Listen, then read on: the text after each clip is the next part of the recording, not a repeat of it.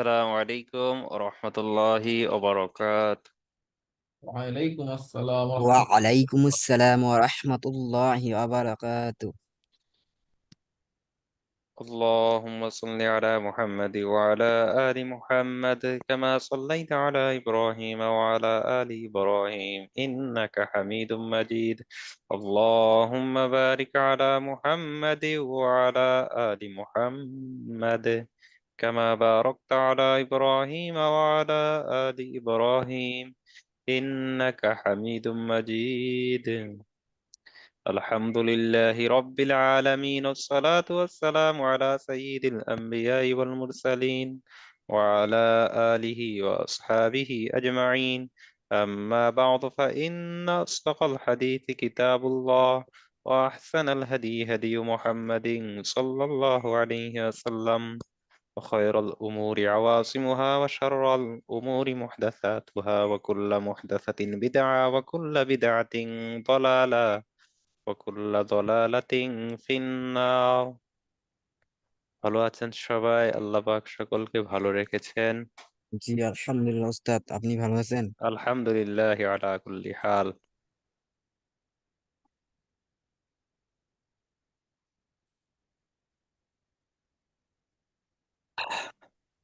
মাজহার ভাই, আপনি হোস্ট আছেন? জি উস্তাদ, জি, আপনাকে হোস্ট করেছি অনুগ্রহ ইনশাআল্লাহ। জি। আল্লাহু আকবার।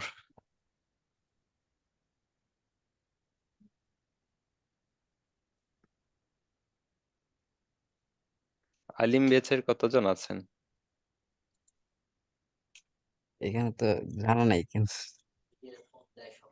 হ্যান্ড রেস করলে মনে হয় বোঝা যাবে উস্তাদ, আমি জি আছি। হ্যান্ড রেজ করেন তো। জি উস্তাদ করেছি। আলিম বেচ 16, 20, 23, অনেক। 28, 30। আর বাকি যারা সবাই কি নতুন, না সিঙ্গেল করছে? উস্তাদ হয়তো আরো আছে, সবাই তো আর ক্লাসে জয়েন করে নাই। হুম, মাশাআল্লাহ।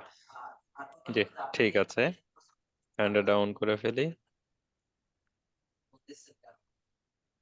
এ- এবার হোস্ট হতে চান যারা, তারা হ্যান্ড রেজ করুন। কথা হচ্ছে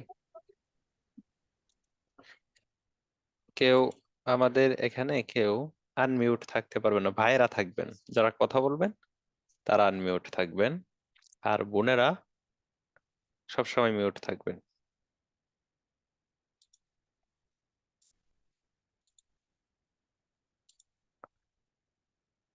আল্লাহু আকবার।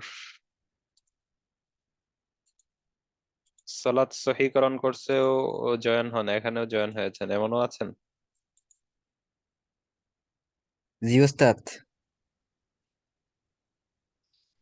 জি, মাশাআল্লাহ। ঠিক আছে, এত হোস্টের প্রয়োজন নেই, 5 জন হলেই এনাফ। উস্তাদ, বেশি প্রয়োজন নেই, বেশি প্রয়োজন হলে সমস্যা বেশি হয়। বাকিরা হ্যান্ড ডাউন করে ফেলেন। ঠিক আছে। বিসমিল্লাহির রহমানির রহিম। قال رسول الله صلى الله عليه وسلم: إنما الأعمال بالنيات وإنما لامرئ ما نوى، فمن كانت هجرته إلى الله ورسوله فهجرته إلى الله ورسوله، ومن كانت هجرته إلى دنيا يصيبها أو امرأة يتزوجها أو ينكحها فهجرته إلى ما هاجر إليه. وقال تعالى: يا أيها الذين آمنوا كتب عليكم الصيام كما كتب على الذين من قبلكم لعلكم تتقون. وقال عليه الصلاة والسلام: من قام رمضان إيمانا واحتسابا غفر له ما تقدم من ذنبه، ومن صام رمضان إيمانا واحتسابا غفر له ما تقدم من ذنبه.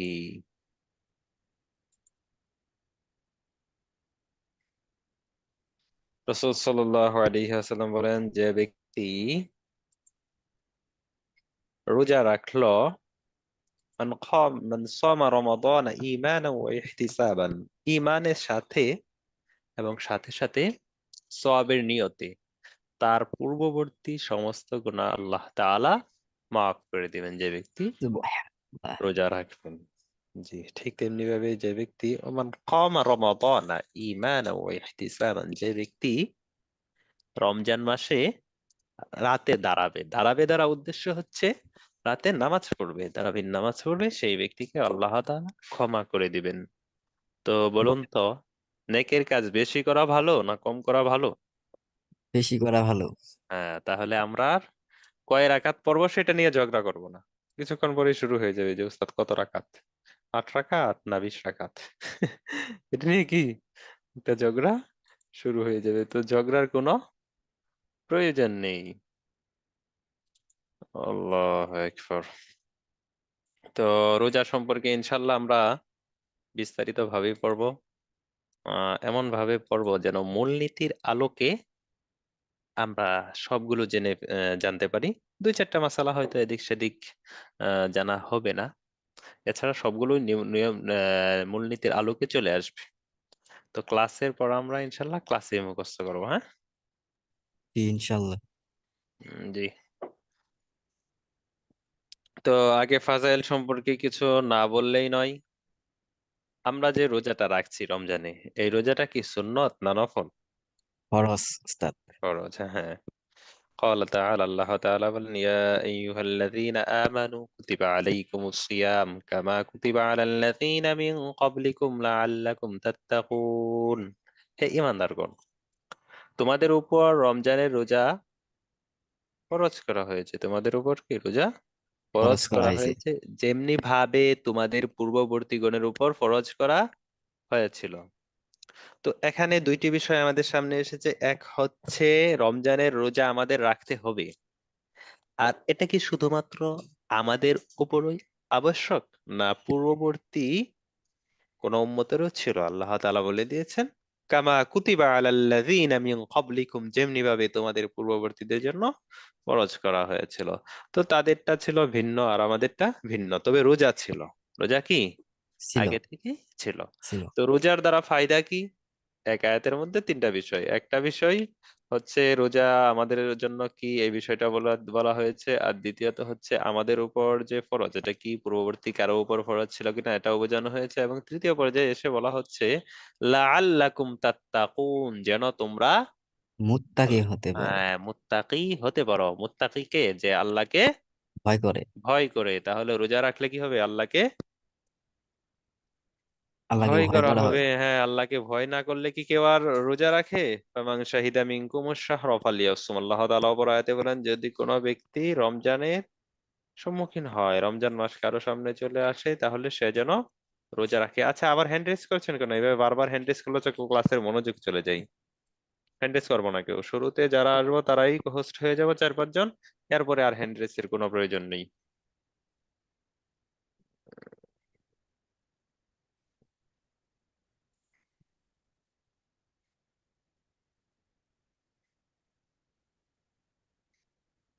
আল্লাহু আকবার। তো ফাজাইল সম্পর্কে তো অনেক আলোচনা, এগুলো তো সব করার প্রয়োজন নেই, আপনারা দেখে নিবেন। অল্প কিছু আমি করবো, বাকিগুলো আপনারা জি দেখে নিবেন। উস্তাদ, এটার পিডিএফ আমাদেরকে দিয়েন। জি, অবশ্যই গ্রুপের মধ্যে নক করেন, গ্রুপে ইনশাল্লাহ দিয়ে দিব, সবগুলোই দিব, মানে প্রত্যেকের মডিউল শেষ হবে আর দিয়ে দিব। তো আমরা জানি আহ আল্লাহ তাআলা যদি কোনো ব্যক্তি কোরআন তেলাওয়াত করে, আল্লাহ তাআলা তাকে 10টি নেকি দেন, একটি নেকি দেন, একটি হচ্ছে 10টির সমান। তারপর আবার 10 থেকে 700 গুণ পর্যন্ত আল্লাহ তাআলা যতটুকু চান ততটুকু বৃদ্ধি করেন। যেমন কোরআন তেলাওয়াত সম্পর্কে বলা হয়েছে, মান ক্বারা হারফাম মিন কিতাবিল্লাহি ফালাহু হাসানাতুন ওয়াল হাসানাতু বিআশরি আমসালিহা লা আকুলু আলিফ লাম মিম হারফুন বাল আলিফুন হারফুন ওয়া লামুন হারফুন ওয়া মিমুন হারফুন। রাসূল সাল্লাল্লাহু আলাইহি ওয়াসাল্লাম বলেন, যে কোরআনের একটি হরফ পাঠ করলো সেই ব্যক্তির জন্য একটি নেকি রইল। ওয়াল হাসানাতু বিআশরি আমসালিহা, আর একটি হচ্ছে 10টির সমান। তো রোজার ব্যাপারে কি বলে? রোজার ব্যাপারে কি 700 না 1400? তো এই ব্যাপারে রাসূল সাল্লাল্লাহু আলাইহি ওয়াসাল্লাম বলেন, কুল্লু আমালি ইবনি আদম ইউদাআফুল হাসানাতু বিআশরি আমসালিহা ইলা সাবআতি দুইফিন। বনি আদমের প্রত্যেকটি আমল, প্রত্যেকটি কাজ, নেক কাজ 10 থেকে 700 গুণ পর্যন্ত বৃদ্ধি করা হয়। তবে রোজার ব্যাপারে আল্লাহ তাআলা বলেন, ইল্লা সাওম, রোজার বিষয়টি ভিন্ন রকম। ফাইন্নাহু লি ওয়া আনা উজজি বিহি, রোজা হচ্ছে আমার জন্য আর এর প্রতিদান আমি দিব। এর প্রতিদান আমি দিব, তবে কত দিব এই সম্পর্কে আল্লাহ তাআলা বলেন যে একটি জান্নাত দিব, না দুইটি, না তিনটি, জাহান্নাম থেকে মুক্তি দিব, এমন ভাবে বলেন নাই। বলছেন এই রোজা হচ্ছে সরাসরি আমার জন্য, আর এই রোজার প্রতিদান কি আমি নিজেই দিব। কারণ অন্যান্য ইবাদতের তুলনায় দেখেন রোজাটা কিন্তু অনেক ভিন্ন। কষ্ট। হ্যাঁ, অন্যান্য ইবাদতের সাথে যদি তুলনা করা হয় তাহলে এটা অনেক কষ্ট। নামাজের ক্ষেত্রে দেখা যায় যে বিভিন্ন কিছু আমাদের সম্মুখীন হতে হয় নামাজ পড়তে গেলে। তো রোজার ক্ষেত্রে তেমন কিছু না, শুধুমাত্র পানাহার থেকে বিরত থাকা এবং স্ত্রী সহবাস, এই তিনটা থেকে বিরত থাকলেই কি রোজা হয়ে যাচ্ছে। তবে কি এই তিনটা, নামাজের যে বিষয় আছে, হজের যে বিষয় আছে, ওইগুলো সমান নিয়ম না নীতি? উস্তাদ। এত কিছু না, মাত্র তিনটা বিষয় থেকে বিরত থাকতে হয়। আর এই তিনটা বিষয় থেকে বিরত থাকা সাধারণ কোনো বিষয় নয়। ইচ্ছা করলে কোনো ব্যক্তি কি যদি রোজা না রাখে রমজানে, রোজা তো রোজাই, যদি যে ব্যক্তি জি। রোজা রাখবে তো রাখলো, আর যে ইচ্ছা করলে রোজা না রাখতে পারে। কেমন? কোনো ব্যক্তি আহ নদীতে ডুব দিল, ডুব দিয়ে সেখানে আহ 2-4 ঢোক পান করে ফেললো, বা গোপনে পানি পান করে ফেললো, তাহলে রোজা কি থাকবে? না উস্তাদ। রোজা থাকবে না। তো রোজা হলো না, তাহলে কি রোজা হলো না। রোজা হলে এর প্রতিদান আল্লাহ তাআলা দিবেন। অনেকেই দেখা যায় যে রোজা রাখা অবস্থায় গীবত করে, শাকায়াত করে, অনেক কিছু করে। তো এর দ্বারা কি রোজা ভেঙে যায়? না, রোজা ভাঙে না। রোজা কি ভাঙে না, তবে নামে মাত্র রোজা হয়। আছে না 33-35 পাইলেও পেলেও পাস, হুম। ফেলের উপর পাস আর কি। ওই রকম, হ্যাঁ। যে এই রোজাটার কাজা করতে হবে না, পরবর্তীতে কাজা করতে হবে না। আল্লাহু আকবার। তো রোজার ব্যাপারে আল্লাহ তাআলা বলেন সে রোজা রেখেছে আমার জন্য, ইয়াদাউ শাহওয়াতাহু ওয়া তাআমাহু মিন আজলি, সে তার শাহওয়াত কে ত্যাগ করেছে, কামনা বাসনাকে ত্যাগ করেছে, খাবার দাবার ত্যাগ করেছে আমার জন্য, অতএব এর প্রতিদান কি আমি দেব। নিজেই স্বয়ং দেব। দিব। হ্যাঁ, আল্লাহু আকবার।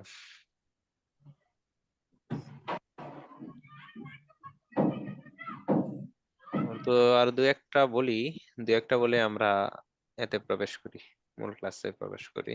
ইনশাআল্লাহ।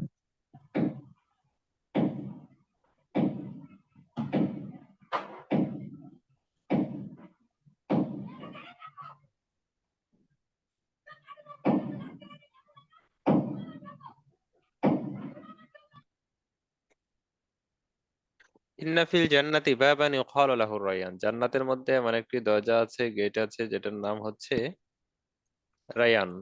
এটা দিয়ে শুধুমাত্র কিয়ামত দিবসে রোজাদারই প্রবেশ করবে, অন্য কোনো ব্যক্তি প্রবেশ করতে পারবে না। তো রোজাদারের বৈশিষ্ট্য সময়ের মধ্যে একটা বৈশিষ্ট্য হচ্ছে সে এমন একটা দরজা দিয়ে, এমন একটা গেট দিয়ে প্রবেশ করবে যেটা দিয়ে অন্য কেউ প্রবেশ প্রবেশ করতে করতে পারবে পারবে না। না। জি, আরেকটা পরে আসলাম যে আল্লাহ তাআলা এর প্রতিদান স্বয়ং দিবেন, অন্য কেউ দিবে না।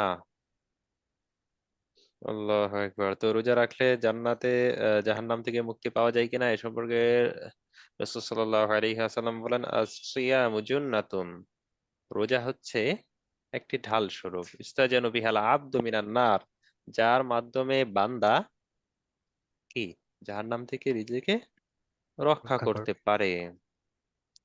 জি, এ সম্পর্কে আরেকটি হাদিস, আস-সিয়ামু ওয়াল কুরআনু ইয়াশফাআনি লিল আবদি ইয়াওমাল কিয়ামা, কিয়ামত দিবসে রোজা ও কুরআন এই দুইটি আল্লাহ তাআলার কাছে বান্দার জন্য সুপারিশ করবে। ইয়াকুলু সিয়াম, সিয়াম রোজা বলবে, আই রব্বি মানাআতুহু আত-তাআমা ওয়াশ-শাহওয়াতা, আমি তোমার এই বান্দাকে খাবার থেকে বিরত রেখেছি, শাহওয়াত থেকে বিরত রেখেছি। ফাশাফিউনি ফি, অতএব আমার সুপারিশ তুমি গ্রহণ করো। ওয়াকুলুল কুরআন, আর কুরআন বলে, মানাআতুহু নাওমা বিল-লাইল, আমি রাতের ঘুম থেকে তাকে বাধা দিয়েছি, বাধা প্রদান করেছি। ফাশাফিউনি ফিহি, অতএব আমাকে আমার সুপারিশ গ্রহণ করুন, আল্লাহ তার ক্ষেত্রে আমার সুপারিশ গ্রহণ করুন। ফায়াশফিআনি, অতঃপর এই দুইটি আল্লাহ তাআলার কাছে সেই বান্দার জন্য সুপারিশ করবে। তো রোজা যখন বান্দার জন্য সুপারিশ করবে এবং কোরআন যখন বান্দার জন্য সুপারিশ করবে, সে কোথায় যাবে? জান্নাতে যাবে। তো জান্নাতে। বর্তমানে আমরা রোজা আছি। তো রোজা থাকা অবস্থায় যাদের এখনো পর্যন্ত কোরআন তেলাওয়াত সহিহ নয়, অনুগ্রহপূর্বক আমরা এই রমজানের মধ্যেই চেষ্টা করি, ইনশাল্লাহ 1 মাসের মধ্যে কি হয়ে যাবে। যতটুকু পরিমাণ না হলে নয়, মা লা বুদ্দা মিনহু, আবশ্যকীয় যতটুকু ততটুকু ইনশাল্লাহ হয়ে যাবে। আর ফাজাইল ইনশাল্লাহ। তেমন বর্ণনা করব না, আরেকটা বিষয় চলে আসি। যাদের মনে করেন রোজা রাখার সামর্থ্য আছে, রাখছে কোন রকম, বয়োবৃদ্ধ কিছু মানুষ আছেন, আবার এমন কিছু মানুষ আছেন যাদের টাকা পয়সা নেই, রমজান মাসে টাকা পয়সা নেই। তো তাদের জন্য আমরা নিজেদের পক্ষ থেকে সাধ্য অনুযায়ী কিছু ব্যবস্থা করব। রাসূল সাল্লাল্লাহু আলাইহি ওয়াসাল্লাম বলেন, ইনশাল্লাহ।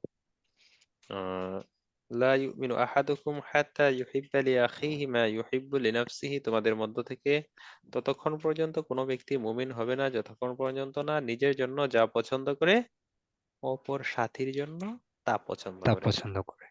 আপনি নিজের জন্য পছন্দ করেন 500 টাকা খেজুর, 500 টাকার কি খেজুর, আর অপরের জন্য পছন্দ করছেন 60 টাকা দামের। তো আপনি কি পরিপূর্ণ মুমিন হবেন ভাই? না। জি না উস্তাদ। মুমিন হব না। তো রমজানে অনেক মানুষ আছে দেখবেন যারা চক্ষু লজ্জার কারণে বলতে পারে না, মুখ ফাটে তো বুক ফাটে না, বুক হুম। ফাটে তো মুখ ফাটে না, এমন কিছু মানুষ আমাদের সমাজে আছে। তো তাদেরকে দেওয়া আরো বেশি সওয়াবের কাজ হবে। ভিক্ষুক তো মনে করেন ভিক্ষুকই, সে এসে আপনার কাছে চাইবে, আপনি দিবেন, আপনি না দিলে অন্য একজন দিবে। কিন্তু যে ব্যক্তি শুধু মানে অভাবে বসে আছে কিন্তু কারো কাছে চাইতে পারছে না, সেই ব্যক্তিকে বেশি দেব। যে বলা হয়ে থাকে কখনো কখনো ঋণ দেওয়া দান সৎকার চেয়ে বেশি সওয়াবের কাজ হয়। এটা কখন? যখন কোনো ব্যক্তি আল্লাহর বান্দা ঋণের কারণে বা কোনো একটা অভাবের কারণে খুবই কষ্ট পাচ্ছে, তো সেই ব্যক্তিকে তো আপনি যদি দান করেন সৎকার করেন সে নিবে না। তখন সেই হুম। ব্যক্তিকে যদি আপনি ঋণ দেন, তখন সেই ব্যক্তির যতটুকু উপকার হবে ততটুকুর বিনিময়ে আল্লাহ তাআলা আপনাকে দান সৎকার চেয়ে বেশি সওয়াব দিয়ে দিবেন। তো অনেকেই আমরা বুঝি না যে সবাই শুধু মনে করি যে দান করলেই শুধু মনে হয় সওয়াব আছে। আর কিছু মানুষ মনে করে দান হয়তো মসজিদ হয়, আবার কিছু মানুষ মাদ্রাসায়, আবার কিছু মানুষ মনে করে মসজিদ মাদ্রাসা এই দুইটাই হয়, অন্য কোথাও হয়তো হয় না। আবার অনেকেই মনে করে দান করলেই শুধু সওয়াব, এছাড়া মানুষকে যদি এমনিতে দেওয়া হয় তাহলে হয়তো সওয়াব হয় না। দেখবেন অনেক কৃপণ ব্যক্তি আছে, মানে না জানা থাকার কারণে আর কি বলছি, একদম সরাসরি বিনিময়টা নিতে নিতে চায় যে হুজুর, আমাকে একদিন কিছুদিন আগে 3 দিন আগে তো ধরেছে একজন যে কোথায় পড়েন, আমি বলছি ওইদিকে। বললো কাউকে তো পাচ্ছি না। আমি বলছি কেন? বলছে মা বাবার জন্য কোরআন খতম পড়াবো। খতম পড়ালে কি? ওই যে টাকা পয়সা দিবে। তো সে কি করতে চাচ্ছে, টাকা পয়সাটা দিয়ে সাথে সাথে বিনিময়টা নিয়ে যাবে। আসলে কি সিস্টেম এটা? যদি সে টাকাটা দিয়ে দেয় কোনো ব্যক্তিকে, কোনো গরিব এতিম মিসকিনকে দিয়ে দেয় বা মসজিদ মাদ্রাসায় দান করে দেয়, তাহলে কি সওয়াব হবে না? অবশ্যই হবে। অবশ্যই হবে। আর মৃত ব্যক্তির জন্য সওয়াব যদি কোনো ব্যক্তি করে দেয়, মানে কোরআন তেলাওয়াত করে টাকার বিনিময়ে দেয়, তাহলে এর তো কোনো সওয়াব হবেই না, আশা করা যায় আরো গুনাহ গুনাহ হবে। হবে। ক্ষতি হবে। আল্লামা শামী রহমতুল্লাহ আলাইহি কোরআনের বিনিময়ে টাকার ক্ষেত্রে তথা মৃত ব্যক্তির জন্য, আমি আবার ওইটা বলছি না যে এমনি স্বাভাবিকভাবে কেউ খতম পড়ানো উন্নতির জন্য, নিজের কোনো উন্নতির জন্য, উদাহরণস্বরূপ নিজের ব্যবসা বাণিজ্যের জন্য একটু খতম পড়ালো বা কোরআন তেলাওয়াত করালো করে সে 50,000 1 লাখ টাকা দিয়ে দিল, এটাতে কোনো সমস্যা নেই। কিন্তু সরাসরি মৃত ব্যক্তির জন্য তেলাওয়াত করিয়ে তার থেকে টাকা নেওয়া, সেই সম্পর্কে বলেন ইন্না লিল্লাহি ওয়া ইন্না ইলাইহি রাজিউন। আমরা আল্লাহর জন্য আল্লাহর দিকে ফিরে যাব, মানে আমাদের আল্লাহর কাছে ফিরে যেতে হবে, এই বিষয়টাই আমাদের সতর্ক থাকতে হবে। অনেক জায়গায় আছে এখন পাবেন যেখানে মানে চলে কি বলে, মানে খতম ছবি না, এই ধরনের রেডিমেড খতম আগে থেকেই থাকে হুম। যে খতম আছে কি 2-4টা হ্যাঁ আছে। আছে কি, মানে জমা করা আগে থেকেই খতম হ্যাঁ খতম হ্যাঁ। করে রেখেছে, সেখান থেকে একটা দিয়ে দিলাম। আল্লাহ একবার, আল্লাহ আমাদেরকে রক্ষা করুন। তো এনে ফাজাইল যা আছে ওইগুলো দেখে নিয়েন। ইনশাআল্লাহ। এখানে ফাজাইল বর্ণনা করার সময় নেই, যেহেতু আমাদের কয়েকটা বিষয়। একটা বিষয় হচ্ছে এই রোজা। তো রোজার সাথে সাথে আরো কিছু সংশ্লিষ্ট বিষয় আছে, যেমন এতেকাফ। রোজারই কি অন্তর্ভুক্ত, রোজার বাহিরে নয়। তারপরে সাথে আসছে যাকাত। তারপরে আছে সদকাতুল ফিতর। তো কোনটাতে কোনটা রেখে কোনটার দিকে যাব? তো ভালো করে রোজাটাই পড়তে থাকি, তারপরে যতটুকু যাওয়া যায়। যে অনেকে হয়তো নিয়ম জানেন না, এসে হ্যান্ড রেজ করে থাকেন। এই হ্যান্ড রেজ করা মানেটা কি? যে ঠিক আছে, তাহলে আমরা আমাদের মূল ক্লাসে প্রবেশ করছি। সৌম এর আবিধানিক ও পারিভাষিক অর্থ। আপনারা তো হেদায়েতি বয়ান শুনেছেন ওরিয়েন্টেশন ক্লাসে, তাই না? জি জি উস্তাদ। আলহামদুলিল্লাহ। তো আমার আলাদা দেওয়ার কোনো প্রয়োজন আমার মনে হয় না যে আছে। তা ওই ওইটাই থাকবে। যা কাজ করবেন আল্লাহ তাআলার জন্য করবেন একমাত্র।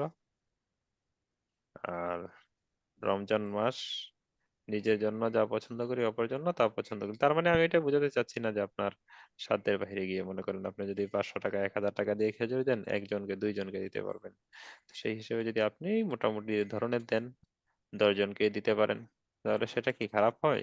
সেটা খারাপ উত্তম হয় না, হয়। এটা একটু, হ্যাঁ এটা উত্তম হয়, একটু বুঝে শুনে দিতে হবে। আচ্ছা, এই যে হ্যান্ড রেজ করে রাখেন না, যে হ্যান্ড রেজ করে রাখেন না, যেটা বিরক্তির কারণ। তো আমরা যে রোজা নিয়ে পড়ছি, এই রোজার আরবি অর্থটা কি? তাহলে শাব্দিক অর্থে আমরা প্রবেশ করি। সৌম আরবিতে বলা হয় কি সম ভাই? সৌম। সম হ্যাঁ। তো এই সৌমের আবিধানিক পারিভাষিক অর্থ আমরা পড়বো, তারপর সৌমের হুকুম, তারপরে সৌমের হুকুমভেদ। সৌম এর হুকুমভেদ মানে কি? রোজা এর হুকুমভেদ। রোজা এর হুকুমভেদ। রোজা। তারপর রোজার নিয়ত সংক্রান্ত মাসালা, রোজার সময়সীমা, রোজার নিয়ত নিয়ে আমাদের সমাজে কি দুর্নীতিটা হয়, আমরা কোন ভুলটা করি, এর সম্পর্কে ইনশাল্লাহ আলোচনা হবে। তাহলে প্রাথমিক অবস্থায় আমরা জেনে রাখি সৌম শব্দের শাব্দিক অর্থ কি। সৌম শব্দের শাব্দিক অর্থ হচ্ছে আল ইমসাক ওয়া আনিল ফাইল, কাজ থেকে বিরত থাকা। বিরত থাকা। 2, কঠোর সাধনা করা, তপস্যা করা। 3, অবিরাম চেষ্টা করা। 4, আত্মসংযম। তাহলে কয়েকটি অর্থ বললাম। এক হচ্ছে কাজ থেকে বিরত থাকা, কঠোর সাধনা করা, অবিরাম প্রচেষ্টা করা, প্রচেষ্টা। আত্মসংযম। আর পারিভাষিক অর্থ কাকে বলে? ইমসাকু মাখসুসিন ফি জামানিন মাখসুসিন আন শাইইন মাখসুসিন বিশারাইতি মাখসুসিন। নির্দিষ্ট কিছু শর্তাবলীর মাধ্যমে নির্দিষ্ট সময়ে নির্দিষ্ট কিছু বিষয় থেকে বিরত থাকা। তাহলে কয়েকটা বিষয়। সময়টা কি হবে ভাই? নির্দিষ্ট না অনির্দিষ্ট? নির্দিষ্ট। নির্দিষ্ট। হ্যাঁ, নির্দিষ্ট। নির্দিষ্ট সময়ে নির্দিষ্ট কাজ থেকে বিরত নির্দিষ্ট থাকা।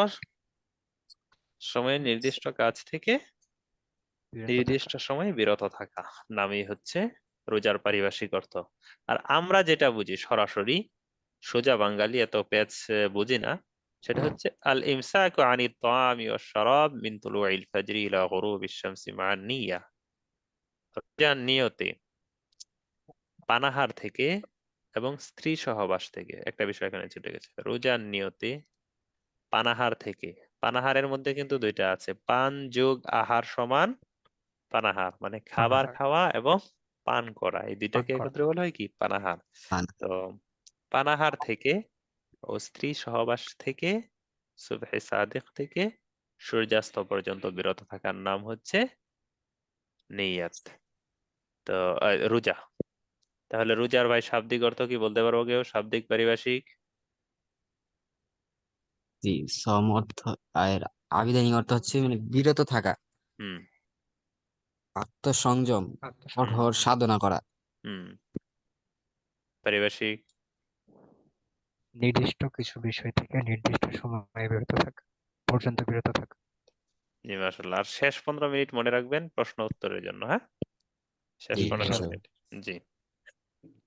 তাহলে বুঝে থাকলে বলুন, যদি কোনো ব্যক্তি সিগারেট খায়, ধূমপান করে জি। সিগারেট, তাহলে তার কি রোজা হবে না হবে না? না, হবে হবে না। না। এখানে কি পাওয়া গেছে? পানাহার পাওয়া গেছে? এই এই পান পাওয়া গেছে। পান করা গেছে। পান? এই পানা সিগারেট সিগারেট সিগারেট কি পান করে? মানে এমনি আচ্ছা ধরা ধূমপান, হয় আর কি। হ্যাঁ। ধূমপান বলে। মানে আহ, স্বাদ নেয়, স্বাদ গ্রহণ করে। আচ্ছা, যাই হোক, এটাও এক প্রকার পান। হ্যাঁ, যেভাবে বললেন আপনারা। ঠিক আছে। অনেকে মনে করে যে সিগারেট তো পানিও না, খাবারও না, তো এটা দ্বারা তো যেহেতু পেট ভরে না, রোজা ভঙ্গ হয় না। জি। এই হচ্ছে শাব্দিক অর্থ, শাব্দিক ও পারিভাষিক অর্থ। সাথে সাথে বলা হচ্ছে নিয়ত। নিয়তের সাথে, নিয়ত বলতে আমরা কি বুঝি, এটা আগে নিউজ আসি। মানে হ্যাঁ, নিয়ত করা আর নিয়ত বলা, দুইটার মধ্যে কিন্তু পার্থক্য আছে। এই যে আবার হ্যান্ড রেজ করছেন, বারবার হ্যান্ড রেজ, কি উদ্দেশ্যে যে হ্যান্ড রেজ করছেন? ক্লাসের মনোযোগই তো নষ্ট হয়ে যাচ্ছে। আচ্ছা, যিনি হ্যান্ড রেজ করেছেন কিছু বলবেন? একাত্তর।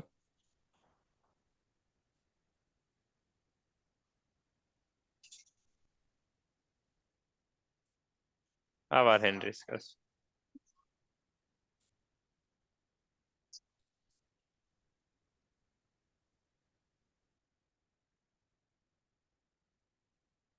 Hand raise. হুম। আ-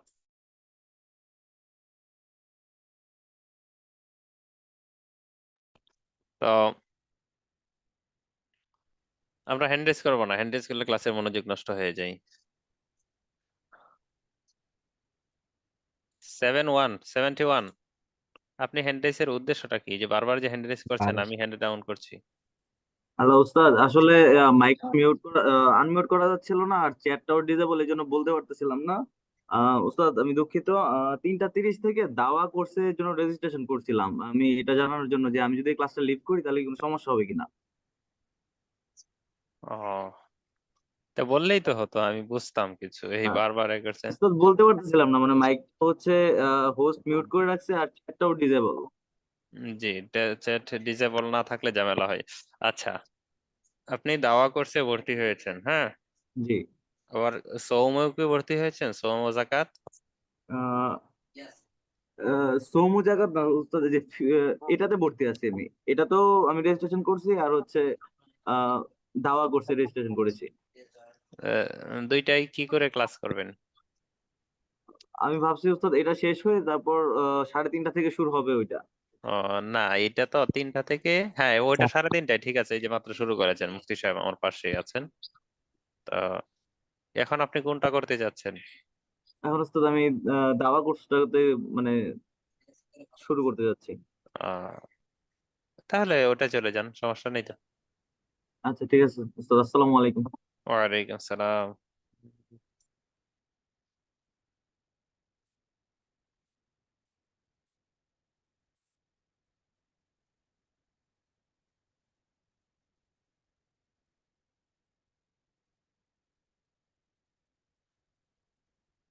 আগে ক্লিয়ার করি, নিয়ত করা এবং নিয়ত বলা দুইটার মধ্যে পার্থক্য আছে। নিয়ত বলা হচ্ছে মুখে বলা, যেটা আমরা বুঝি, আর নিয়ত করা হচ্ছে অন্তরের সাথে সম্পৃক্ত। উদাহরণস্বরূপ, যদি বুঝে থাকেন তাহলে বলুন। আমাকে কেউ জিজ্ঞাসা করলো যে জুবাইর তুমি যে, আচ্ছা আমার তো পরিচয় দেই না, ইন্নানিল্লাহ, এখানে যারা আছেন তারা কি নতুন? জি, নতুন ওস্তাদ করতে চান? আপনার সম্ভবত আপনার পরিচয় নেওয়া হয়নি, আমি শুরুতে জিজ্ঞেস করতে চাইছিলাম।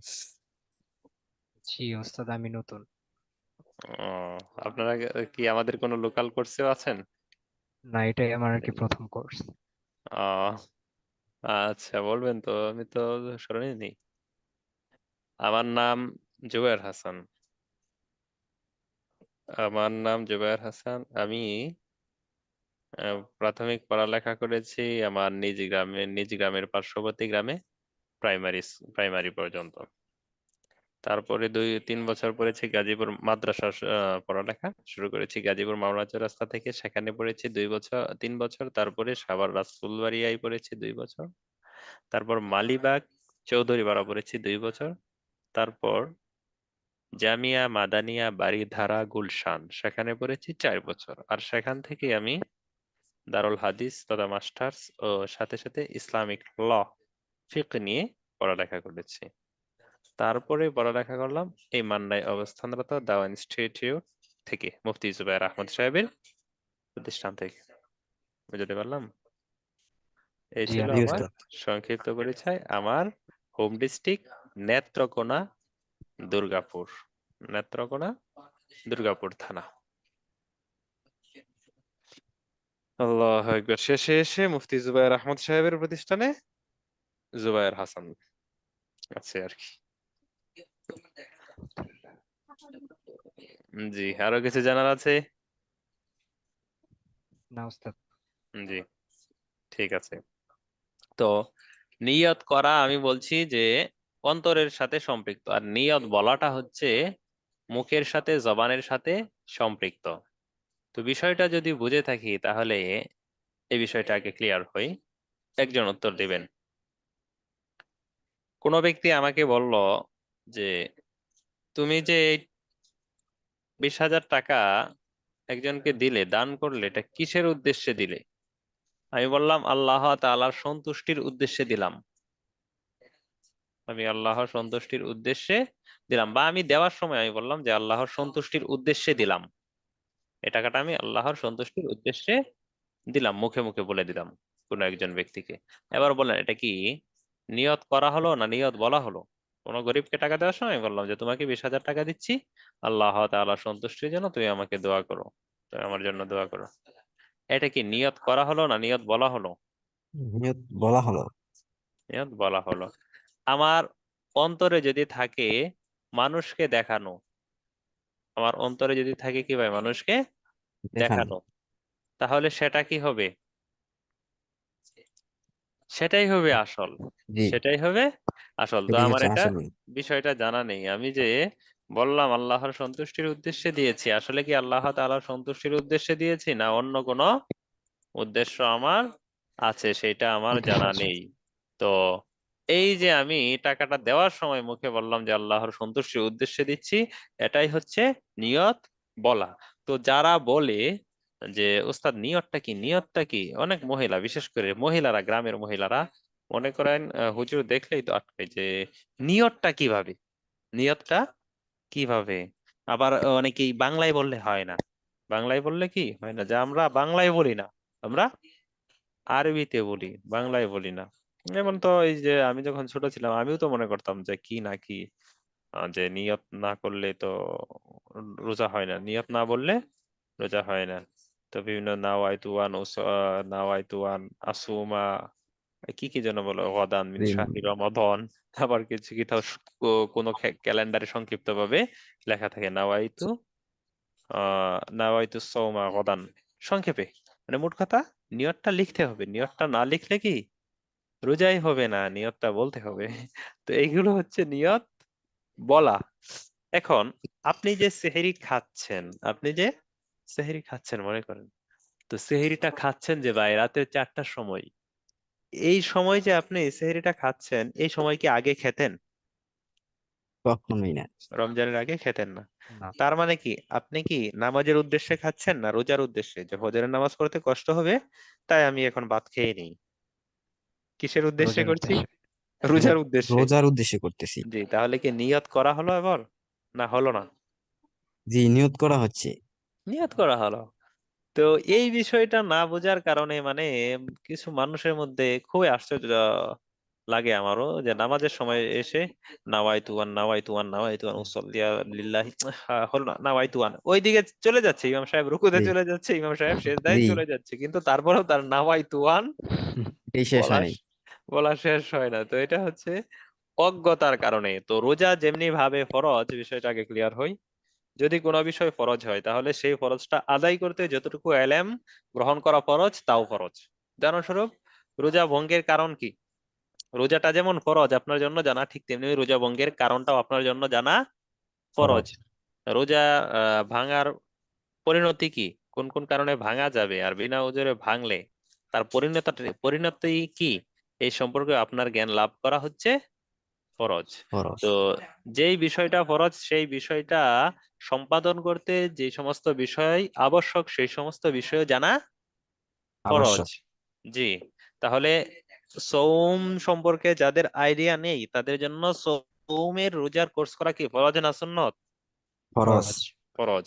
তো এই যে দেখেন নিয়তের বিষয়টা, এই বিষয়টা জানা না থাকার কারণে কি কত ঝামেলা। তো বইগুলোর মধ্যেও দেখা যায় যে এমন ভাবে লেখা যে নিয়ত বলাটাই কেমন যেন আবশ্যক মনে হয়। তবে কেন লেখা হয় এখানেও তো আমি লিখেছি। তো এইগুলো লেখার উদ্দেশ্যটা কি? এইগুলো লেখার দ্বারা উদ্দেশ্য হচ্ছে যেহেতু সমাজে ব্যাপকভাবে প্রচলন হয়ে গেছে, তাই সেই হিসেবে লিখতে হয় আর কি, বোঝানোর জন্য, বিষয়টা বোঝানোর জন্য। না বোঝালে তো হয় না। মানে মাথায় আমার থাকা, এক কথায় আমি যেই কাজটা করছি এটা কিসের জন্য। উদাহরণস্বরূপ জোহরের নামাজ আমার উপর ফরজ, তো জোহরের নামাজ যে আমি আদায় করছি, তো নামাজ আদায় মনে করেন এমনি নামাজ আদায় করে কোনো ব্যক্তি এমনি নামাজ পড়তে থাকে, তো এই নামাজটা যে পড়ছে এটা জোহরের নামাজ পড়ছে না আসরের নামাজ পড়ছে। কখনো কখনো এমন হয় না টেনশনের কারণে আজকে কি বার সেটা ভুলে যাই, হয় না? জি আমার উস্তাদ। তো নিজেরই হয়েছিল, আজকে কি বার আমার মনেই ছিল না, গতকাল থেকে আজকে কি বার সেটা মনে নেই। তো এই যে মনে না থাকা, তো বেহুশ অবস্থায় নামাজ পড়া, এটাই হচ্ছে এটাই হচ্ছে নামাজের নিয়ত। যে আপনি এখন কি বুঝতে পারছেন আসরের নামাজ আদায় করছেন না মাগরিবের না ফজরের, এই বিষয়টা বোঝা হচ্ছে আবশ্যক।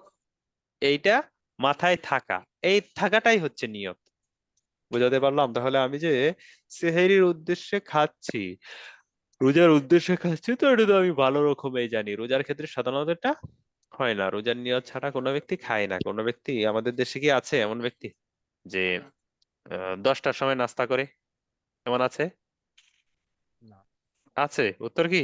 আছে এমন ব্যক্তি। হুম। কিন্তু নাস্তা করে এমন ব্যক্তি আছে রাতের 4টায়? না। এমন কখনো না। নাই। তার মানে কি আপনি রোজার নিয়তই করছেন। তো রোজার নিয়তটা কি সকলের মাথায় থাকতে হবে, যে নিয়ত মানে আমি রোজ সেহেরি খাচ্ছি মানে রোজার জন্য খাচ্ছি। তো এই নিয়ে এই সম্পর্কে আর কোনো প্রশ্ন না থাকলেই মনে হয় ভালো হয়। জি। তো এবার আসি রোজার প্রকারভেদ সম্পর্কে আলোচনায়। রোজা হচ্ছে দুই প্রকার, ফরজ নফল। তো এই ফরজের সাথে আছে ওয়াজিব, আমরা যে মানে আহ ওয়াজিব রাখি মানে মান্যতের রোজা, সেই মান্যতের রোজাকে এই দুই প্রকারের মধ্যে সীমাবদ্ধ করা হয়েছে তথা ফরজের ভিতরেই নিয়ে আসা হয়েছে। কারণ ফরজে তরক করলেও কোনো ব্যক্তি আর মানে গুনাহ হয়, ঠিক তেমনি ভাবে ওয়াজিব তরক করলেও যেহেতু গুনাহ হয়, তো গুনাহ হওয়ার ক্ষেত্রে দুইটা একই বিষয়। তো সেই হিসেবে বলা হচ্ছে ফরজ ও নফল। বুঝাতে পারলাম? যেন কোনো প্রশ্ন না থাকে। জি। তো ফরজ রোজা, এখানে ফরজের মধ্যে ওয়াজিবকে অন্তর্ভুক্ত করা হয়েছে, তাই বলা হয়েছে ফরজটা আবার দুই প্রকার। ফরজটা আবার দুই প্রকার, এক হচ্ছে নির্দিষ্ট সময়ের সাথে সীমাবদ্ধ, যেমন রমজানের রোজা। দ্বিতীয় নির্দিষ্ট নির্দিষ্ট মান্যতের রোজা। তো নির্দিষ্ট মান্যতের রোজা আর নির্দিষ্ট সময়ের সাথে সীমাবদ্ধ যেটা রমজানের রোজা, এই দুইটা হচ্ছে ফরজ রোজা। খ, যে কোনো কারণে দায়িত্ব অর্পিত হয়েছে, সেটা কি? যেমন রমজানের রোজা, সাধারণ মান্যতের রোজা, কাফারার রোজা। রমজানের রোজা কি সেটা আমরা বুঝি, মান্যতের রোজা কি সেটাও বুঝি। কিন্তু এখানে যে সাধারণ মান্যতের কথা বলা হচ্ছে, এর দ্বারা কি বোঝানো উদ্দেশ্য? এর দ্বারা বোঝানো উদ্দেশ্য হচ্ছে, আগে আসি সাধারণ মান্যত কি এবং নির্দিষ্ট মান্যত কি, তাহলে বুঝে আসবে। যদি আমার উদাহরণস্বরূপ আমি নিয়ত করলাম যদি আমার অমুক কাজটা তে আমি সফলতা অর্জন করি, তাহলে আমি অমুক মাসের অমুক তারিখে রোজা রাখবো, অমুক মাসের অমুক তারিখে একটি রোজা রাখবো। তো সময়টা কি আমার জন্য নির্দিষ্ট। নির্দিষ্ট হয়ে গেল। আরেকটা হচ্ছে আমি যদি পরীক্ষায় পাশ করি বা এই কাজের মধ্যে যদি আমি সফলতা অর্জন করতে পারি, তাহলে আমি রোজা রাখবো, আর তাহলে আমি একটি রোজা রাখবো। তো এবার যে বললাম যে আমি আমার কাজে যদি সফলতা অর্জন করতে পারি তাহলে আমি একটি রোজা রাখবো, তো এই যে একটি রোজা রাখবো সেটা কি আমি নির্দিষ্ট করেছি কবে রাখবো? না, নির্দিষ্ট, নির্দিষ্ট সময়ের জন্য না। হ্যাঁ নির্দিষ্ট সময়ের জন্য। কিন্তু রোজা যে রাখবো এটা আমি মান্যত করেছি, যদিও মান্যত ভালো না, অনেকেই কি মান্যত করে যে সওয়াবের আশায়, অথচ রাসূল সাল্লাল্লাহু আলাইহি ওয়াসাল্লাম বলেন লা তানজুরু ফাইন্নান নাযরা লা ইউগনি মিনাল কদরি শাইআ। তোমরা মান্যত করো না, কারণ মান্যত কোনো কাজে আসে না, তবে এর দ্বারা লাভ একটাই হয়, কৃপণ ব্যক্তির সম্পদ হাত ছাড়া হয়। কারণ আল্লাহ তাআলার সাথে কেমন যেন একটা ব্যবহার করছে মান্নত দিয়ে। কিভাবে? যে আল্লাহ তুমি জি। যদি আমাকে দাও, তুমি যদি আমাকে হ্যাঁ, অমুক কাজে সফলতা দাও, তাহলে আমি তোমাকে দিব। অথচ দুনিয়ার হিসাবটা করি, যখন আমি দুনিয়াতে অসুস্থ হয়ে যাই, আমার কোনো একটা ক্ষতি হয়ে যায় অঙ্গ প্রত্যঙ্গের, তখন আমরা ডাক্তারের কাছে যাই, গ্রামে না পেলে শহরে যাই, শহরে না পেলে থানা, শহরে না পেলে জেলাতে আসি, জেলায় না হলে বিভাগে যাই, বিভাগে না হলে সরাসরি ঢাকা শহরে আসি। যদি এখানেও না হয়, তাহলে আমি আমার সাধ্য অনুযায়ী যে কোনো দেশে যাওয়ারও চেষ্টা করি। তো এই যে ডাক্তারের কাছে যাচ্ছি, তারপরে প্রেসক্রিপশন নিয়েছি, তারপরে বিভিন্ন টেস্ট করেছি, তারপরে ঔষধ গ্রহণ করেছি, তারপর আবার বাড়িতে গিয়েছি, তো যাতায়াত খরচ আরেক হলো, প্রেসক্রিপশনের খরচ আর আরেক হলো, এই যে এর খরচ, ঔষধের খরচ। তো এই সমস্ত খরচ করেও কি আমি নিশ্চিত যে আমার রোগ মুক্তি হবে, ভালো হবে? কখনো না। তো এখানে আমি লাখ লাখ টাকা খরচ করতে পারছি, কিন্তু আল্লাহর সাথে গিয়ে চুক্তি করছি কিভাবে? যদি তুমি আমাকে দাও, তুমি আমাকে ভালো করে দাও, তাহলে আমি তোমাকে দিব। প্রথম নিম্ন মানসিকতার অধিকারী আমরা। আমরা মনে করি যে মান্নত করলেই মনে হয় একটা কিছু হয়ে গেল। তাহলে কি করব? তাহলে করণীয় যেটা, সেটা হচ্ছে আগে টাকা পয়সা দিয়ে দেওয়া। উদাহরণস্বরূপ, আপনি 1,000 টাকা দিয়ে দিলেন রমজান মাস, একজন গরিবকে দিয়ে দিলেন যে 1,000 টাকা খাও তুমি, এতটুকু বলে দিলেন, শেষ। তো এই যে আপনি 1,000 টাকা দিলেন, এ দেওয়ার আগে নিয়ত করেন যে আল্লাহ, আমি তো একটা বিপদে আছি, তুমি এর দ্বারা আমাকে উপকৃত করিও। আমি যেমন বান্দার উপকার করছি, তোমার বান্দার উপকার করছি, তুমিও আমার উপকার করিও। তাহলে ইনশাআল্লাহ আল্লাহ তাআলা আমার আপনার উপকার করবেন। বুঝাতে পারলাম? জি উস্তাদ। তো আজকে আর সামনে যাচ্ছি না, 2-4টা প্রশ্ন করে ফেলেন, শেষ হয়ে যাক আজকে।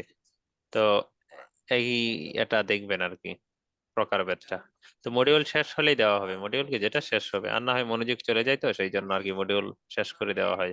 তাহলে চ্যাট কি ডিসেবল করা আছে? হ্যাঁ, এভরিওয়ান করে দিয়েছি। যেহেতু রোজা রেখেছেন, অনেকেই হয়তো এমন কিছু কাজ করেছেন যেটা নিয়ে সন্দেহ আছে, আসলে কি রোজা কি চলে গেল কিনা, চলে গেল কিনা এটা নিয়ে আমাদের সংশয় থাকবে না। জি, তাহলে 1 নাম্বার বললাম যে ফরজ রোজা, 2 নাম্বার বললাম যে নফল রোজা। তো ফরজের মধ্যে অন্তর্ভুক্ত আছে ওয়াজিব রোজা।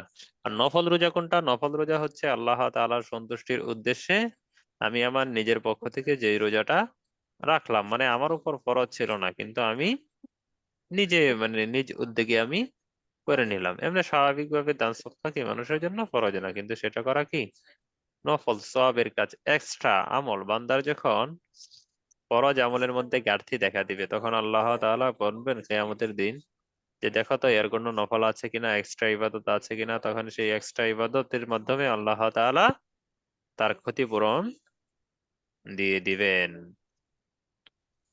আল্লাহু আকবার। তো সেই নফল রোজা কি কি?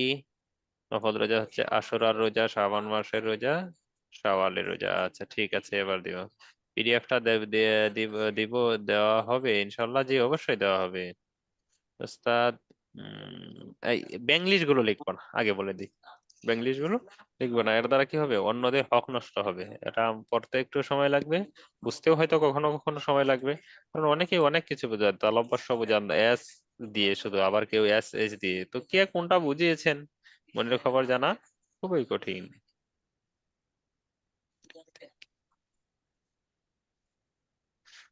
ওস্তাদ, মারি থেকে রোজা বের হলে রোজা ভেঙে যাবে না? রোজা ভাঙবে না, তবে সেই থুতু দিয়ে ফেলে দিবেন এই রক্তটা। যদি গিলে ফেলেন তাহলে কি হবে? তাহলে থুতুর সমান বা থুতুর চেয়ে বেশি হলে রোজা ভেঙে যাবে। যে রক্তটা বের হলো আপনার মাড়ি থেকে, সেই রক্তটা যদি থুতুর সমপরিমাণ বা তার চেয়ে বেশি হয়, তাহলে রোজা ভেঙে যাবে। তার চেয়ে কম হলে ভাঙবে না। ওস্তাদ, চোখে ড্রপ ঔষধ দিলে কি রোজা ভেঙে যায়? না, চোখে দিলে ভঙ্গ হয় না, তবে এর দ্বারা স্বাদ যে একটু অনুভব হয়, মানে একটু কেমন কেমন লাগে, সেটা একটু ভিন্ন কথা, কিন্তু রোজা ভঙ্গ হয় না। তো বিশেষ কারণ ছাড়া না দিলে ভালো হয়। করবেন বেঙ্গলিশ বাদ দিয়ে বাংলা লিখেন সরাসরি।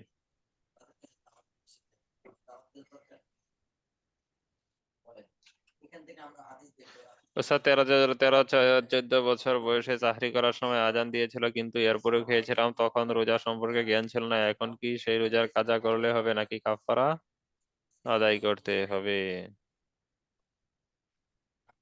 সেহরি কোথায় গেল? সেহরি করার সময় আজান দিয়েছিল, তো আপনার তো ছিল না, কি জানো, জ্ঞান ছিল না, মানে আপনি মানে জানতেন না যে সময়টা হয়ে গিয়েছে। তো এটা একটা মূলনীতি মনে রাখেন, রোজার সময় আছে মনে করে যদি কোনো ব্যক্তি মানে পানাহার করে, তাহলে সেই ব্যক্তির রোজা হয় না।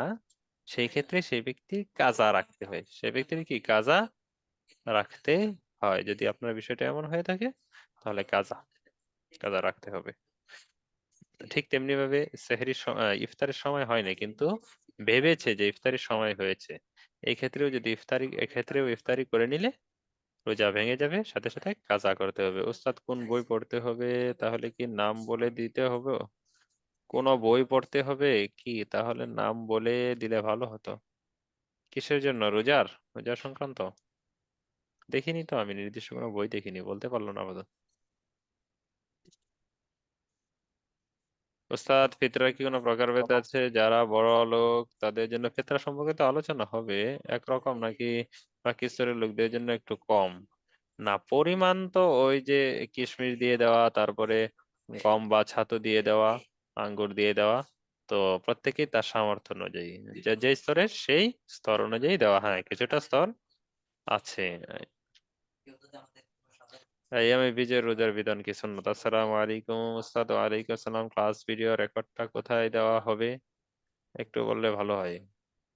ক্লাস ভিডিও রেকর্ডটা গ্রুপেই দেওয়া হবে যতটুকু জানি। আগের মাকরু রোজা কি সামনে আসবে? মাকরু রোজা আসবে, আলোচনা আসবে।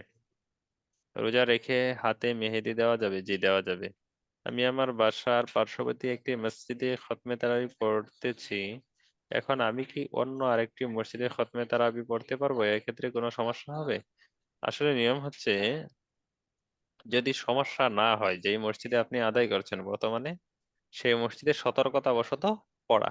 কারণ এমন তো হতে পারে যে হাফেজ সাহেব যিনি গতকাল তারাবি পড়িয়েছেন সেখানে কিছু আয়াত এদিক সেদিক করে ফেলেছেন, রেখে দিয়েছেন তার সুবিধার্থে, পড়ার সুবিধার্থে বা অসুবিধা হয়েছে সেই জন্য। তো এই আয়াতটা যদি আপনি যেখানে গিয়েছেন যদি ছেড়ে দিয়ে থাকে আর কি, তাহলে আপনি এখন নতুন মসজিদে যেখানে যাচ্ছেন সেখানে যাওয়ার পরে কি হবে, সে আয়াতটা তো সেই হাফেজ আর পড়বে না, তখন আপনার খতমটা হবে না। তো বুঝতে পারলাম তো, যেখানে ভালো লাগে শুরু থেকে সেখানে পড়াই ভালো। তবে কোরআন তেলাওয়াতের সওয়াব পাবেন, যতটুকু তেলাওয়াত করা হচ্ছে সবটুকুর সওয়াব পাবেন, সমস্যা নেই সেই ক্ষেত্রে। তবে খতমটা হওয়ার ব্যাপারে সন্দেহ জেগে যেতে পারে। রাত 12টার পরে সেহরি খেলে কি হবে? সেহরি হবে, তবে সেহরি শেষ রাতে খাওয়াটাই উত্তম। কারণ সেহরি শেষ রাতে খেলে আহ এই মানে যেটা উদ্দেশ্য আর কি, সেহরি খাওয়ার উদ্দেশ্যটা কি, যে নিজের মধ্যে যেন সেই শক্তি অর্জন হয় যে শক্তির মাধ্যমে রোজা রাখাটা কষ্টকর না হয়। তো আপনি তো সেই উদ্দেশ্যটা থেকে অনেকটা দূরে সরে যাচ্ছেন, উদ্দেশ্যটা থেকে দূরে সরে যাচ্ছেন। যে উদ্দেশ্যে সেহরি খাওয়া হচ্ছে সেই উদ্দেশ্যটা আপনার পরিপূর্ণ হচ্ছে না, সেই হিসেবে আহ সুন্নতের পরিপন্থী হচ্ছে। রোজা রাখা অবস্থায় নাকে ড্রপ দেওয়া যাবে না? নাকে দেওয়া যাবে না। উস্তাদ রোজা অবস্থায় কি রক্ত পরীক্ষার জন্য রক্ত দেওয়া যাবে? জি, দেওয়া যাবে। উস্তাদ নফল রোজা সেহরি না খেয়ে হয়নি? হবে। নফল রোজা নিয়ত থাকলে হবে, সব রোজাই হবে সেহরি ছাড়া, তবে নিয়তটা থাকতে হবে আগে থেকেই। তো নিয়ত কোন রোজাটা কখন হতে হবে এই সম্পর্কেও ইনশাল্লাহ আসছে সামনে, কি আলোচনা আমাদের চলে আসছে। উস্তাদ ওযু করার সময় বা গোসলের সময় মাঝে মাঝে আমার গলায় খুব অল্প পরিমাণ পানি প্রবেশ করে, এতে কি রোজা ভঙ্গ হয়ে যাবে? গলায় পানি প্রবেশ করলে তো রোজা ভঙ্গই হয়ে যাবে, গলায় পানি প্রবেশ করলে ভঙ্গ হয়ে যাবে। আরেকটা হতে পারে, মানে আপনার ওয়াসওয়াসা, যে মনে করেন আপনি কুলি করেছেন স্বাভাবিক, তো ওই যে কুলি করার পর কেমন যেন একটু আর্দ্রতা মনে হয়, আর্দ্রতা অনুভব হয়, সেটার কারণে ভঙ্গ হবে কিনা? না, সেটার কারণে ভঙ্গ হবে না, কিন্তু আপনার কোনটা উদ্দেশ্য সেটা তো আমার জানা নেই। উস্তাদ, এটা একটি প্রশ্ন ছিল জি। যে অনেক সময় দেখা যায় যে অনেকে আর কি আপনার রোজা রাখা অবস্থায় টুথপেস্ট এবং ব্রাশ ব্যবহার করে, এটি কি করলে কি রোজা থাকে? রোজা মাকরু হয়, এটা করলে কি রোজা মাকরু হয়, ব্রাশ করা, টুথপেস্ট ব্যবহার করা। তবে যদি ভিতরে চলে যায় ভালো করে, তাহলে তো বুঝে নেই কি হবে, তাহলে রোজা আর থাকবে না। শুকরিয়া উস্তাদ। তা জি মেসওয়াক ওস্তাদ, ব্যবহার করবো। আমার জি। একটা প্রশ্ন ছিল। জি। এটা হচ্ছে যে এই কারো কারো যে নাকের সমস্যা, মানে শ্বাস প্রশ্বাসের সমস্যা হয়, যে তারা সেই জন্য তারা ড্রপ দেয়। এতে ড্রপ ইনহেলার। দিলে, জি তারা ড্রপ দিলে যদি ভিতরে নাকের ভিতরে না চলে যায়, এমন অবস্থায় ড্রপ দিলে কি রোজা হবে কিনা, যদি ভিতরে না যায় আর কি, তারা কি ড্রপ দিতে পারবে কিনা? ড্রপ তো দেয় নাকের ভিতর, আপনি কেমন বললেন? মানে ভিতরে মনে করেন কারো সেই সর্দির সময় কিংবা এমন রোগ রয়েছে যেগুলো মনে করেন শ্বাস প্রশ্বাসের সমস্যা হয়। ওই তাহলে আপনি কি ইনহেলার কথাটা বলছেন, ইনহেলার যেটা নেই? ন্যাজল ড্রপস এর কথা বলছি ভাই, যাতে এমন কি ড্রপ আছে? আমি নাকের জানি না ভিতর। তো। যে অ্যান্টাজল ড্রপ, এই যেরকম এই স্কোয়ার কোম্পানির অ্যান্টাজল ড্রপ, এরকম ড্রপ এই নাক দিলে নাকটা আর কি পরিষ্কার হয়, যাতে শ্বাস প্রশ্বাসে আর কি ভালোভাবে নিতে পারে। জি উস্তাদ, ইনহেলারের মতো এটাই হুম। nasal, এটাই ইনহেলার বলছিলাম টাইপ, যে nasal spray মানে টাইপের। এই নাক যখন বন্ধ হয়ে যায়, নিঃশ্বাসই নিতে পারে না, তো তখন এই নিঃশ্বাস নেওয়ার জন্য অ্যান্টাজল ড্রপ দেওয়া হয়। তো এইসব ড্রপ দিলে কি রোজা ভেঙে যাবে কিনা? সেই ড্রপটা কি এর মতো, এই যে কি বলে ইনহেলার, ইনহেলার কাজ করে? মানে এরকম যে মনে করেন এই দিলে আর কি সে শ্বাস প্রশ্বাস স্বাভাবিকভাবে নিতে নিতে পারে, নয়তো ওইটাই কষ্টকর হয়। ওইটাই মানে সন্দেহজনক হয়ে যাচ্ছে বিষয়টা, কেমন যেন। এটা তো আমি আর দেখিও না, এটার বিধানটাও ওইভাবে বলতে পারলাম না। তবে ইনহেলারের কাজ যদি করে তাহলে ভঙ্গ হয়ে যাবে, কারণ ইনহেলারের মাধ্যমে কিন্তু রোজা ভঙ্গ হয়ে যায়। বুঝতে পেরেছি। জি। তো বিষয়টা না দেখে, একদম পরিপূর্ণ না জেনে এটা বলা যাচ্ছে না। এরকম এই আমি শুনলাম আপনার থেকে, এটা জানি না। উস্তাদ, জাকাত টাকা, ফিতরা, জাকাত আলোচনা আসবে, জাকাতে এখন প্রশ্ন না আসি।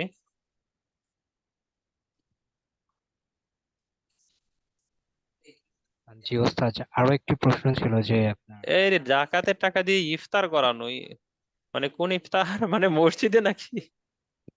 জাকাতের টাকার ইফতার একটা আছে, যে আপনি গরিবকে দিয়ে দিয়েছেন, জাকাতের টাকা গরিবকে দিয়েছেন, এখন সে ইফতার খাক বা সেহরি খাক, এটা তার পার্সোনালি সাবজেক্ট, সেটা তো কোনো কথা না, কিন্তু আপনি মসজিদে ইফতার দিয়ে দিলেন জাকাতের টাকা দিয়ে, ইফতার দেওয়ার কোনো প্রয়োজন নেই আপনার। হবে না, এখানে তো বিভিন্ন মানুষ খাবে। জি। জি ওস্তাদ, আপনার অনেক সময় দেখা যায় যে বাড়ির আর কি মা বোনেরা আপনার রান্না করে, তো তারা তো আর কি অনুমান করে রান্না করে, তো সেক্ষেত্রে কি আপনার যেমন লবণ চাখার জি, বিষয়গুলো বুঝতে আছে পেরেছি। যদি বিষয়টা এমন এগুলো। হয়ে থাকে যে মনে করেন কোনো একজন বেরোজাদার নেই, বেরোজাদার মানে যে রোজা রাখে নাই, বলতে পারেন এটা কেমন থাকে না, মহিলাদের সমস্যা, হ্যাঁ হ্যাঁ। মাসিক যে সমস্যা। তো এমন যদি কেউ থাকে তাহলে তার মাধ্যমে কি এ করে নিবে, চেক করে নিবে। তো যদি এমন কাউকে পাওয়া না যায়, বা বাচ্চা যে বুঝে আর কি, মানে স্বাদটা অনুভব করতে পারে, এমন যদি কাউকে পাওয়া না যায়, সেই ক্ষেত্রে সেই ব্যক্তি, মহিলা করে নিবে। তবে এক করার পরে, মানে ঘ্রাণটা নেওয়ার মানে যতটুকু নিয়ে আর কি বুঝতে পারে যে না ঠিক আছে, লবণও ঠিক আছে, জালও ঠিক আছে, হলুদও ঠিক আছে, তারপর ফেলে দিবে। তারপর কি ফেলে দিবে। জি ওস্তাদ, বুঝাতে পারলাম? জি ওস্তাদ। নিয়ম হচ্ছে এটা। জি ভাই, কোথায় গেলেন যিনি প্রশ্ন করলেন?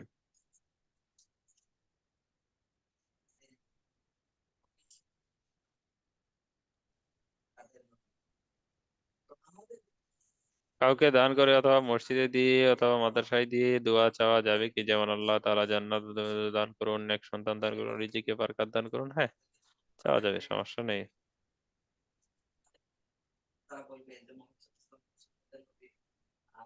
আমি জানি না, যার বইয়ের নাম বলছেন, একজন একটা বইয়ের নাম বলছেন, তারটা আমার জানা নেই। আমাদের সময় শেষ, 2 মিনিট আছে। কয়েলের ধোয়া নাকি গেলে কি রোজা কোনো সমস্যা হবে? হ্যাঁ, এটা কোনো অবস্থাতে নেওয়া যাবে না ওস্তাদ। আইয়ামে বীজের রোজা আর নফল রোজা যেমন শাওয়াল রোজা একই দিন, হ্যাঁ একই দিনে রাখা যাবে নাকি আলাদা ভাবে নিয়ত করা যাবে? নফল রোজা যদি স্বাভাবিক স্বাভাবিক তো হয়েই যাবে। আইয়ামে বীজের মধ্যে আপনি মানে মনে করেন আপনি যে কোনো একটা দিন এমনি রোজা রাখেন, স্বাভাবিকভাবে একটা দিন রোজা রাখেন, তো আইয়ামে বীজেরটা হয়ে গেল সেটার সাথে, সমস্যা নেই। খতমে তারাবি ওস্তাদ, কি? জি। জি জি, আপনি যে বললেন যে কয়েলের ধোঁয়া নেওয়া যাবে না, এটা আসলে আমার জানা ছিল না। তো আমি আর